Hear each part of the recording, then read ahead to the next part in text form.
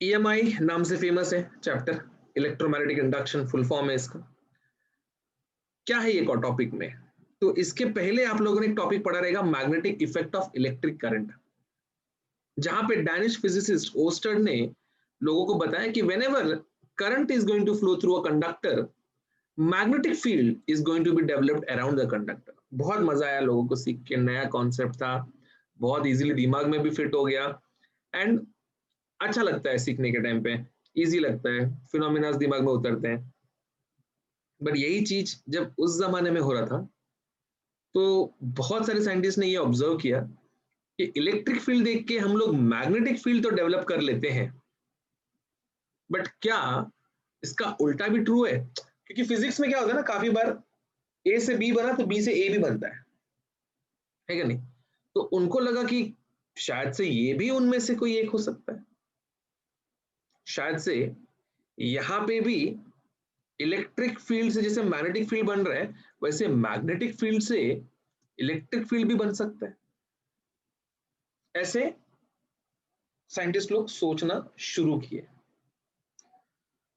जैसे उन्होंने सोचना शुरू किया, प्रोसेस बिगिन किया, काम करने लग गए एंड काफी लोग एक्सपेरिमेंट्स करने लगे, बट किसी के हाथ कुछ खास पड़ नहीं रहा था।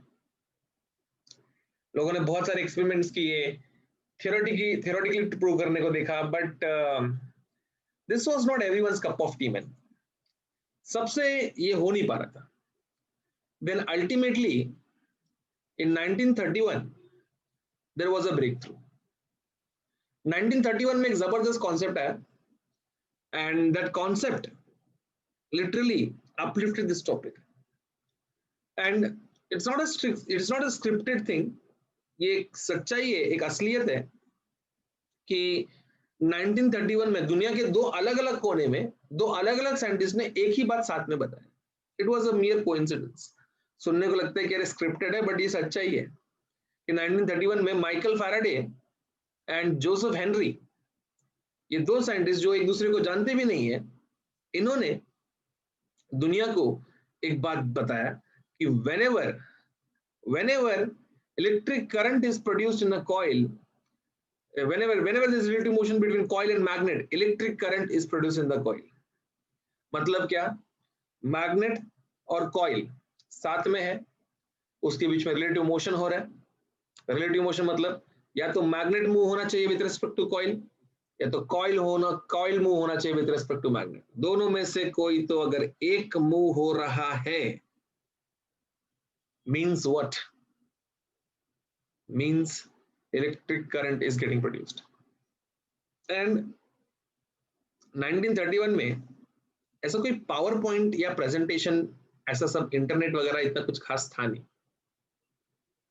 तो उस टाइम पे अगर कुछ फिनोमिना किसी को एक्सप्लेन करना है तो उसको इलिस्ट्रेट करके नहीं, उसको डेमोन्स्ट्रेट करके दिखाया जाता था। And with the help of demonstration people used to understand, ओ ऐसे होता है ये, तब जाके नाम बनता था। तो माइकल फैराडे ने बहुत ज्यादा बेहतरीन एक्सप्लेनेशन दी है इस चीज को समझने के लिए। उन्होंने एक कॉइल उठाया, कॉइल के नीचे गैल्वेनोमीटर लगाया। Now you know why galvanometer is connected, because it can detect feeble amount of currents as well. एक बार मैग्नेट को रखा हम लोगों ने बाजू में, एंड बार मैग्नेट को ऐसे हम लोग कॉइल के नजदीक लेके गए। अब जब मैं कॉइल के नजदीक बार मैग्नेट को लेके जाऊंगा, तुम ध्यान से देखना क्या हो रहा है। बिल्कुल नजर टिकी होनी चाहिए गैल्वेनोमीटर के कांटे के ऊपर। जैसे ये नजदीक गया, दिख रहा है, डिफ्लेक्शन आया। एंड सिर्फ नजदीक जाने के टाइम नहीं, जैसे ये दूर भी जाएगा तभी भी डिफ्लेक्शन आएगा। लेकिन जब वो रुक जाते तब डिफ्लेक्शन नहीं आता है। तो फैराडे ने लोगों को ये कॉइल एंड मैग्नेट एक्सपेरिमेंट से बताया। जरूर नहीं कि खाली तुम मैग्नेट को हिलाओ, मैग्नेट को फिक्स कर कॉइल को घुमा, या कॉइल को फिक्स कर मैग्नेट को घुमा, या दोनों को घुमा। रिलेटिव मोशन होना चाहिए दोनों के बीच में, मोशन शुड बी देयर। जब तक मोशन होएगा तब तक तेरे को उधर कांटे में करंट दिखेगा। इस चीज को उन्होंने डिफाइन किया, and that became the definition of electromagnetic induction. According to this definition, a phenomena of production of induced EMF or current in a coil or conductor due to change in magnetic field or magnetic flux linked with the coil or conductor is called electromagnetic induction। Exam में 1 mark के लिए जब पूछेंगे what is electromagnetic induction, ये 4 line लिख देना, 1 mark तुमको मिल जाएगा। Please note it down.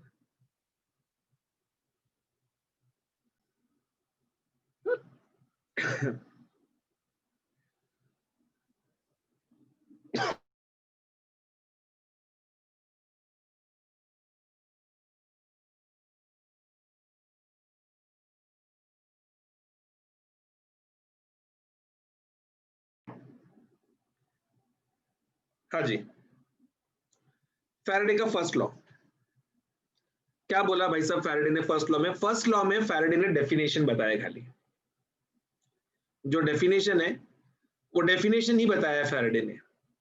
According to the first law, whenever there is change in magnetic flux associated with the coil or a conductor is cutting the lines of magnetic induction, an EMF is induced in it. That's it. ये first law है।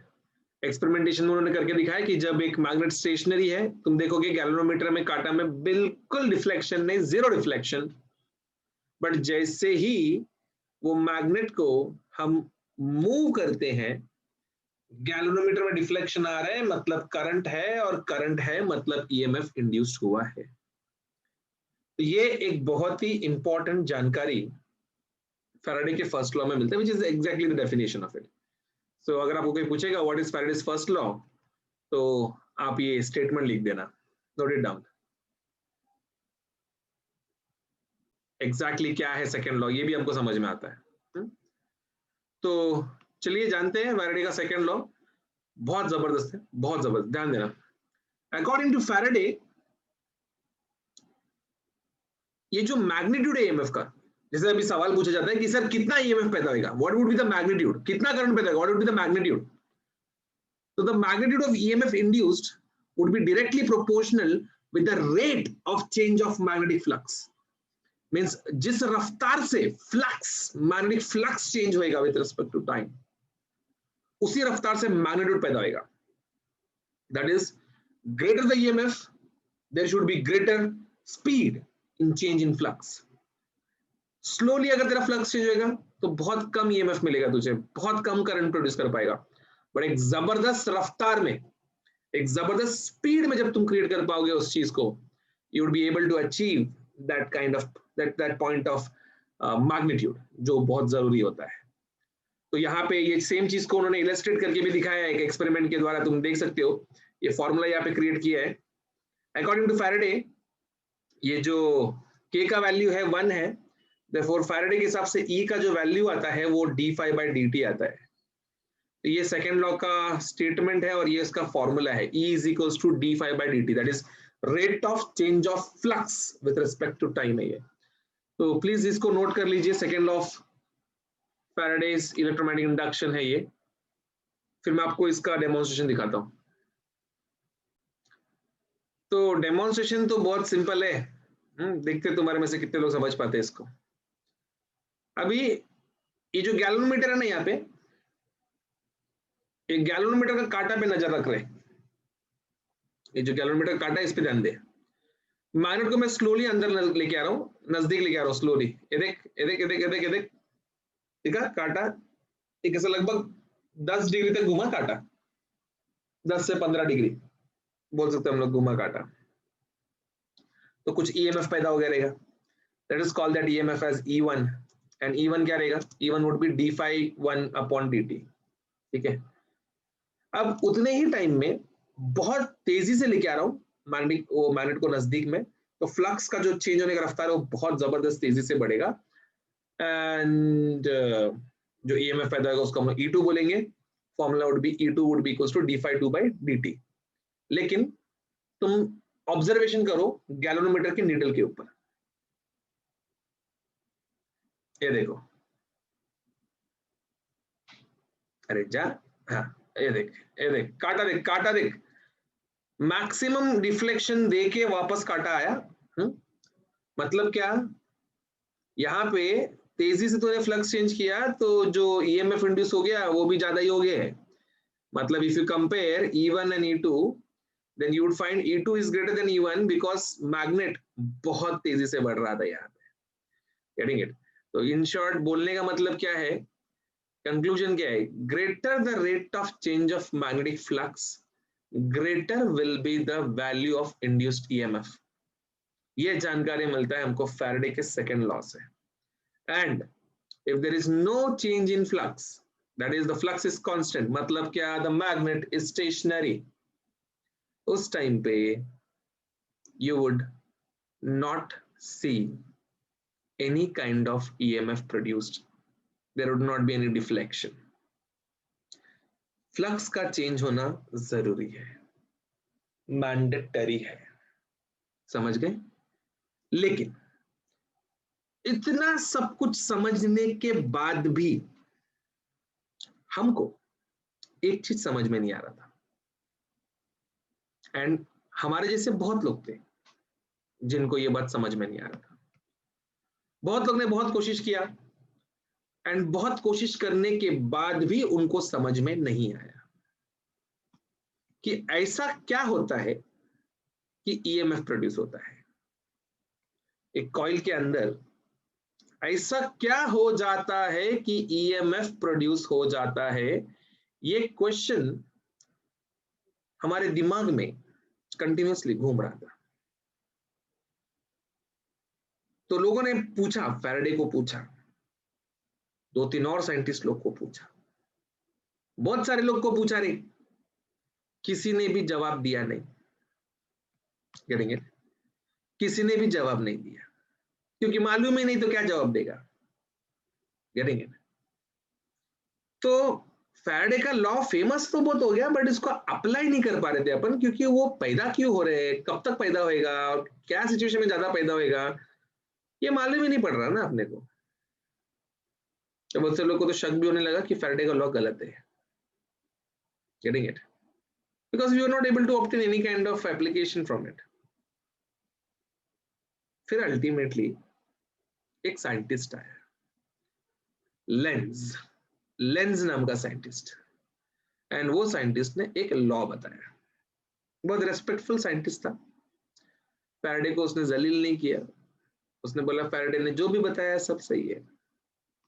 Faraday ने अपने first law में बताया कि relative motion रहेगा तो EMF induce होगा, सच है, बिल्कुल सच है। सेकंड लॉ में बताया कि rate of change of flux is directly proportional to EMF, बहुत सच है, बहुत सही है। तो लोग बोले अरे तू भी फैराडे जैसा बात कर रहे तो फिर फर्क क्या है? उसने बोला फर्क है, फर्क है, एंड छोटा मोटा फर्क नहीं, फर्क एकदम तगड़ा है, बड़ा फर्क है जो फैराडे भाई साहब ने बताया नहीं। तो लोगों ने तू बता फर्क क्या है, तो बताया उसने, एंड जैसे उसने बताया जबरदस्त लेवल पे लोगों को समझ में आए, जबरदस्त लेवल पे। लेट्स सी तुम्हारे में से कितने लोगों को समझ में आता है कि ईएमएफ क्यों प्रोड्यूस होता है। चलो देखते हैं। अकॉर्डिंग टू लेंज, इस दुनिया में हर एक ऑब्जेक्ट को, हर एक पार्टिकल को इक्विलिब्रियम में रहना पसंद है। पानी, जमीन, तुम्हारे अंदर के एटम्स, हर एक को इक्विलिब्रियम में रहना पसंद है। पानी अपने आप में खुश रहता है। तुम जब एक खाली बोतल को उठा के पानी के अंदर डुबाने की कोशिश करते हो तो वो खाली बोतल को बाहर फेंक दे जाता है। Getting it? महसूस किया रहेगा ना तुमने? We call it buoyant force. ऐसे सिर्फ बॉटल को नहीं, शिप, बोट, सबको ही बाहर फेंकने को दिखता है। वो कोई भी पानी के अंदर जाए, ये पानी को पसंद नहीं है, तो पानी उसको बाहर अपोज करने के लिए बाहर फेंक देता है। Even you would be having the same reaction.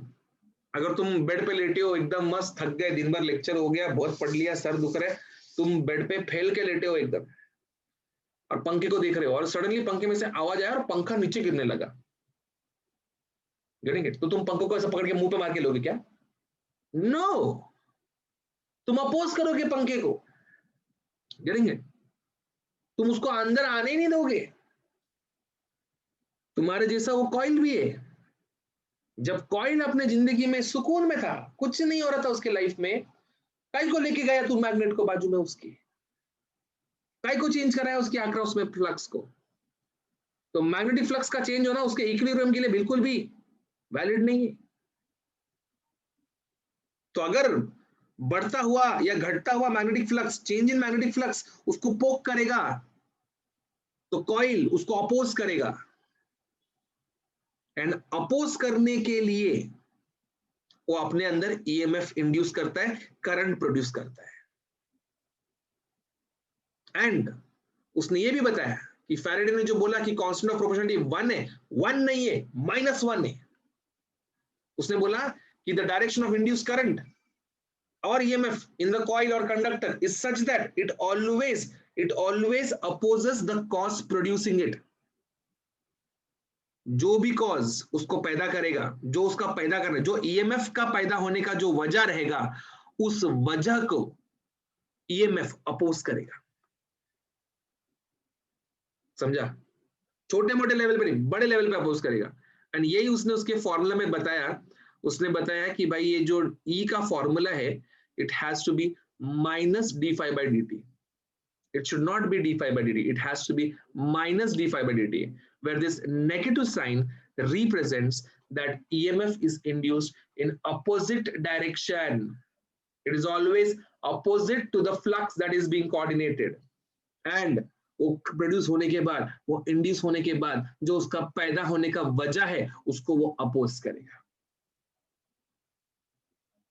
तो लोगों को पसंद आया स्टेटमेंट, इतना पसंद आया कि आज भी महाराष्ट्र के बोर्ड में 2 मार्क के लिए पूछते हैं इसको, getting it, state Lenz law करके। Please note it down.